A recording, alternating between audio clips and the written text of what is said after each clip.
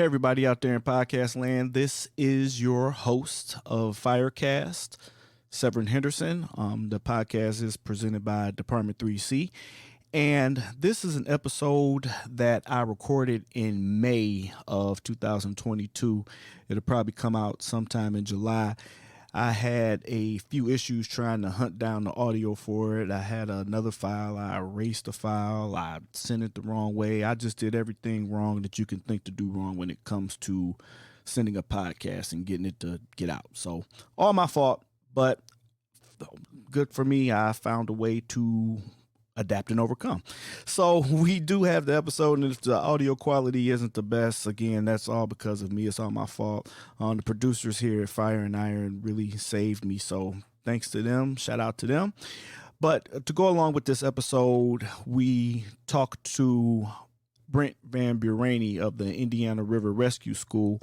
It's down in South Bend, Indiana. It's a week-long class, and it's really one of the best classes that I've ever taken. So if you have the opportunity to take it, you should. We talk about why inside the episode. And on top of that, I wrote a blog article that goes along with it where you can find it at www.department3c.com. And as always, if you have any feedback for us, we'd love to hear from you. Info@department3c.com is where you can send us anything that you like to say. You love it, you hate it. And that's it. So I hope you take some time to enjoy the episode. And again, please offer us any feedback. Thanks for listening.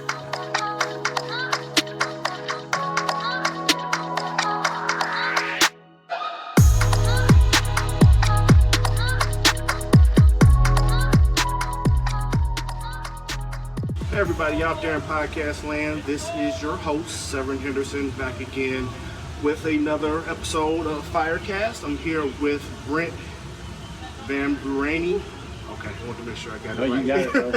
Indiana River Rescue School. This is a class that I took a couple weeks ago, and they're giving another class now. I'm going to get some extra video put in there and just show how awesome the class is. I wrote an article on it because I was just so impressed by everything that went on. So enough from me, more from you. Brent, tell us about the Indiana River Rescue School, how it started, and all that other fun stuff. Okay, it actually started with guys that aren't around anymore. 40 years ago almost. Coming up next year on 40 years. Mm-hmm. So back in 1983, some of our predecessors came up with the idea to bring a school for water rescue to South Bend. They got their original training from the Ohio DNR, which is one of the first outfits that taught water rescue. And they brought what they learned back to South Bend to utilize what's the East Race, that I'm sure you'll see in some of the video pictures. East Race Waterway is a natural whitewater rafting and kayaking event or a location. And then our dam, which is just adjacent to the head gates of the East Race, is another great training environment for them to utilize. And so they developed this school, and it's progressed over the years into some new techniques and new equipment and all that kind of stuff. But for the most part, we've been pretty consistent with what we believe is the good teachings of whitewater rescue. Okay, so awesome. So yeah, like you said, about 40 years of teaching and training. That's awesome.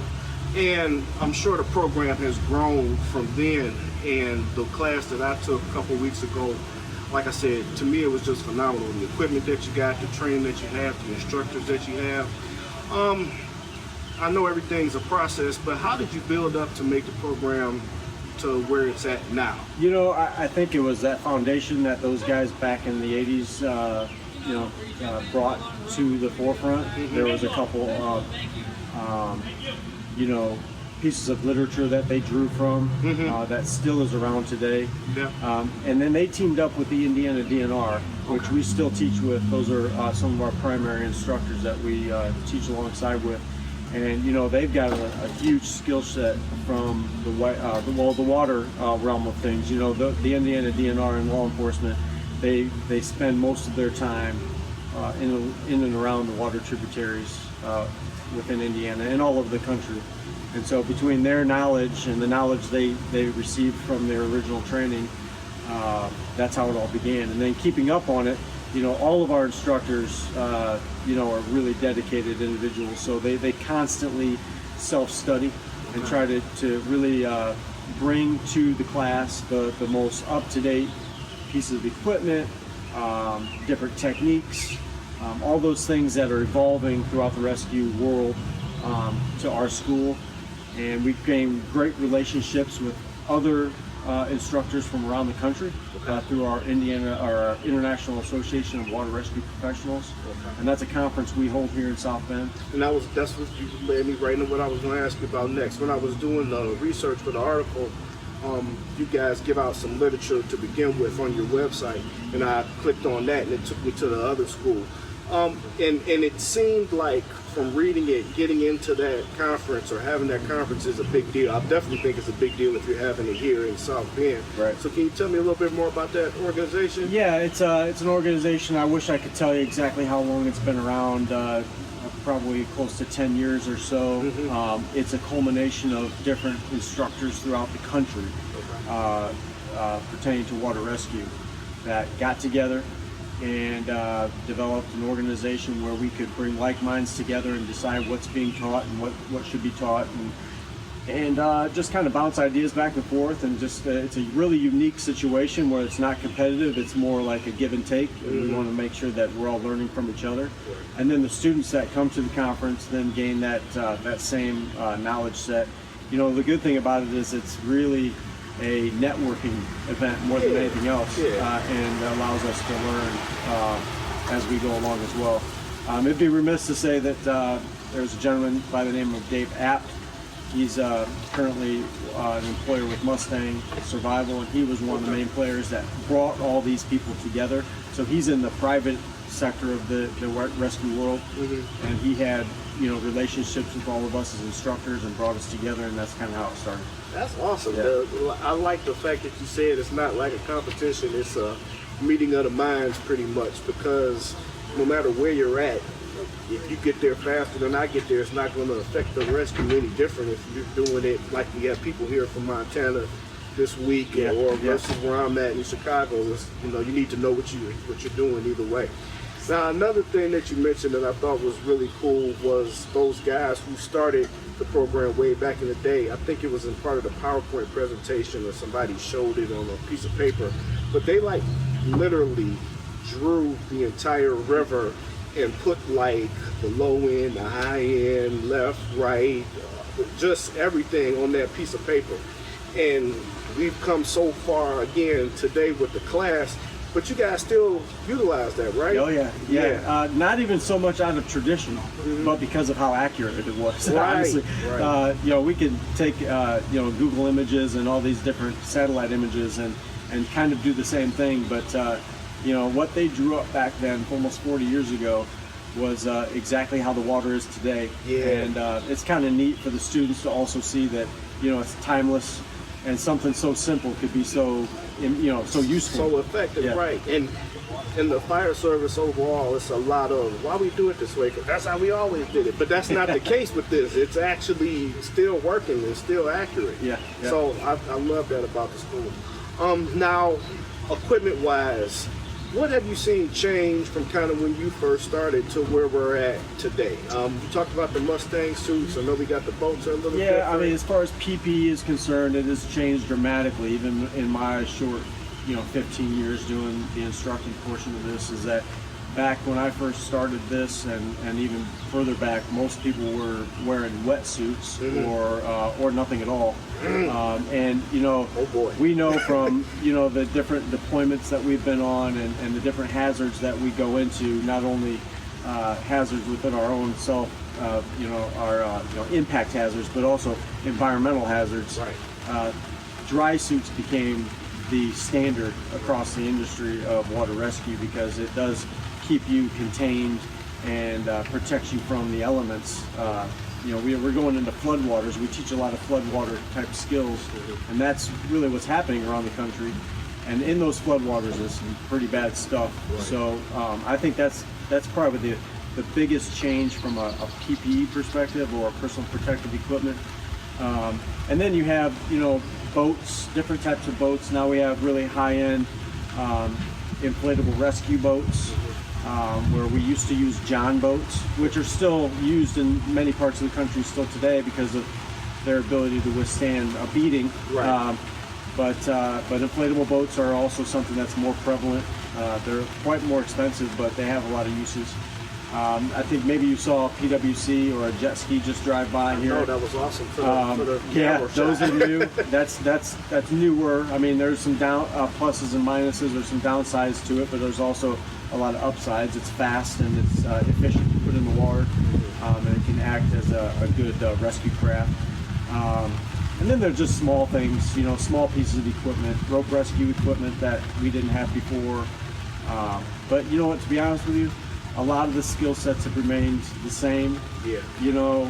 There may be a piece of equipment that allows you to do it a little bit better, but the overall concept behind water rescue is, pretty consistent with what it was back then. Now, equipment-wise, again, you like the best interview ever because you keep leading me into the next thing I'm thinking anyway. But you talked about rope systems, and I read the prerequisites for the class before I got in, and rope was on there. But I really wasn't expecting to need as much rope knowledge as I did once I came into the class. So was that something those guys were doing way back 40 years ago, or is that newer? They were, not to the extent that we're doing it now. Different states require you to do different skill sets within the rope world and then tie it into water. And so that kind of drove us to include some of those skill sets. So they weren't doing high lines or any of those specialty rope operations. They were just doing simple vertical evolutions. They weren't including artificial high directionals back then, which we do now. So they've always done it. It's just that we took it to a whole nother level, because we're teaching people not only from Indiana anymore like they were, Right. but we're teaching people from all over the country. Right. And they actually need that skill set and how to adapt it to their environment. Right. So that's a big portion of our school for Yeah, sure. that's exactly what you got, guys from all over. And that's awesome. Like I said, we have people here from Montana in our class. We have some people from the Carolinas. So I'm sure you get people from all over the country now. Another question I had just concerning gear, and like you talked about the dry suit versus the wet suit. These suits now are specially designed for swiftwater. Like, I know a couple of classes before, people were really wearing dry suits, like scuba suits. But now it's a suit for swiftwater purposes only. So, can you just tell listeners a little bit of the difference between the traditional scuba dry suit and the swiftwater dry suit? Yeah, mobility is number one. Yes. Okay, you're not under the water and you're on top of the water, so the movements that your body has to make is a little bit more aggressive. So they need to have the dexterity or the movement, a free range of motion. So that's probably the biggest difference. The thickness of the material is less also, to be able to be a little bit more breathable and allow you to move a little bit better. There's padding in different areas that obviously a diver doesn't really need a lot of padding in different areas that we need for top water. I'm going to tell about the padding. That you need that padding on that backside. Yeah. 'Cause some Yeah. of those rocks in that river, it's not especially deep, but it moves fast Yeah. and it hits. So These manufacturers really listen to recommendations. the recommendations from us instructors, or even the students and all the different manufacturers that work with us. Knee pads to adjustable neck seals, because some of these suits are being worn in long duration events, like 8 hours, 12-hour operational periods during floods. You got to be comfortable. You can't have a neoprene neck seal that's Just choking you the out whole time. for 8 hours, but you can use that in different applications when it's a quick rescue. But so that's kind of the differences. Okay. Another, like I said, this class was just so awesome to me. This is one of the best classes I ever took, like for real. But another thing that was pretty cool was the swimming that you had to do. I mean, even though you got on the PFD, you still got to get out there and get them laps and get them kicks in. So, like, I have a fitness tracker And it, like, every day I went home, what did you do today? That's what it was asking. What did you do to strain yourself so much today? And it was just all that swimming. So this is a physical class. So can you just talk to me a little bit about the physicality of it? It's extremely physical, and it builds upon itself. Yes. So the first day, we do a pool session the first day that allows you to get your feet wet, for lack of a better term, but also, you know, get in the water. But then the next day we do a little bit more in the water of swift water, and then the day on Wednesday we really ramp it up a little bit more and do more in water rescue stuff. And then by today on Thursday, it's full go, higher risk maneuvers and aggressive swimming. And then on Friday we finish up with some scenarios that kind of put it all together. But it's nonstop. I mean, we don't have a lot of downtime. We start at 8 a.m. in the morning and we end at 5 or, you know, so around there. And it's everything in between is go, go, go. It's a real day. Like, if you haven't read the article, I'll point you to that, because I think I hit every point that I can think of about what the class offers and what it entails. So I won't go over all of that for the listening session. But one other question, statement I pretty much had, is when we were studying, it's talking about swift water being 1 or more foot of water going 1.5 more knots. Yeah, anything over 1 knot is considered swift water. Okay. Or 1.15 miles per hour. That's what I was going with. Yeah. So I remember in my first year as a rookie firefighter in Chicago, we had a real bad flood. We had viaducts where the trains go over a bridge and then it just floods. So we got there and there was a woman standing on top of her car and she'd like, help me. And if I would have had this class, I would have known a better job of what to do. Yeah. But my officer was like, go out there and get her. So all I have on is my fire and my bunker coat. Really? And I go out there and water just floods my entire boot. I was still able to walk through. Right. But little did I know I was in a swift water situation. Yeah. Way back then. So the reason I tell that story is to get the point across. You may not think what you're learning here will be relevant, but if you're in the rescue career or rescue situation, you'll find some way to use this. What do you think about it? We teach the whole process of water rescue, from reaching rescues all the way to go rescues and even helicopter type stuff. So somewhere along that matrix, you're going to find something that is useful for your agency and what you may see in your career. There's no doubt about it. You may not see the most advanced stuff that we teach, but you'll see something in between. And the fact that you were trained in the advanced portion of that is going to allow you to act at a level that's in control at the levels in between. So I think it all helps, whether or not you're going to use it or not. That's how it could. Yeah. Okay. Last question, I'll let you get out of here. Well, last couple questions. We talked about the conference at the beginning. Just a little bit more information. It's held here in South Bend, correct? Yeah, there's 2 separate conferences with IWork. One in California, Okay. Which is in March timeframe. Yeah. March timeframe in Chico, California, and then the main conference that started it all is held here in South Bend in June. Okay. You can go to the IWork website and register for that conference from year to year. You're going to get some hands-on type training. You see at the school here a little bit of taste of that. There's also a whole day of lectures that you'll get. There's a command track that you can get from a command perspective. So it's pretty involved. It's a good networking event for you. And there's a vendor showcase, dinners, and all sorts of good stuff there. It's a lot of fun. And I'm sorry, I'm from Cleveland, if the listeners know that, Ohio originally. And I moved to Chicago about 14 years ago now. And I've only been through South Bend to get back to Cleveland. Yeah. But I didn't realize how beautiful the city is. Like, even when you're going along the rivers, people have up signs, we love South Bend and everything else. So just kind of tell the listeners, just amp up for the river, why this is the center for the conference? Because I mean, the river has to have a lot to do with it and the beauty of the city. Yeah, I mean, it's centrally located. Indiana is in itself kind of centrally located in the United States a little bit, so it allows for people to get here fairly easily from all over the country.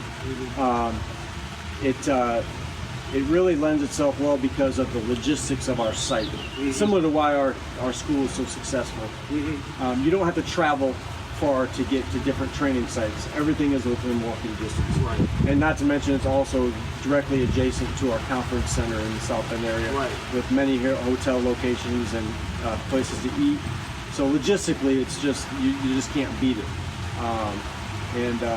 Between that and what we have is the best training site in the country is the East Race. Yep. It's a no-brainer why it's remained here. Another thing about the East Race, I know we were talking about in the PowerPoint portion of the class, this was when Chicago was bidding, not for the 2010-ish Olympic time, but before that in the 80s. 84? 84? 83? 83, they were bidding Yeah, back 83 then. Olympics. This was one of the sites that they were looking to do. That's what spurred the idea to re-excavate what was an old waterway and make it into what it is today, is a whitewater kayaking location that was going to be used for the Olympic trials and possibly for the Olympics during the Chicago Olympics if they would have happened. So we just lucked out, and now we have this amazing training environment. Yes. And there's still a lot of recreational stuff that happens on it as well, rafting and things like that. It's really cool when you look at it from every angle. It's a hidden gem for me, so I found somewhere new. So Yeah, you're not far. Really, exactly. Come back. It didn't take me no time to get down here. I told the family I got to bring them back. Just to, some of the places I ate when I was down here was great. Yeah, So. yeah. Well, thank you so much. Is there anything that you think I should ask you that I didn't ask you? Anything? Any other points you want to hit? Not really, Severin. I appreciate the blog post that you put up. I think that was very informative. It's always fun to talk to somebody that's been through the course and kind of get a look at it from your perspective. So I appreciate you. All right. Well, I appreciate you. Thanks for letting me come down. Thanks a whole bunch. All right, brother. All right.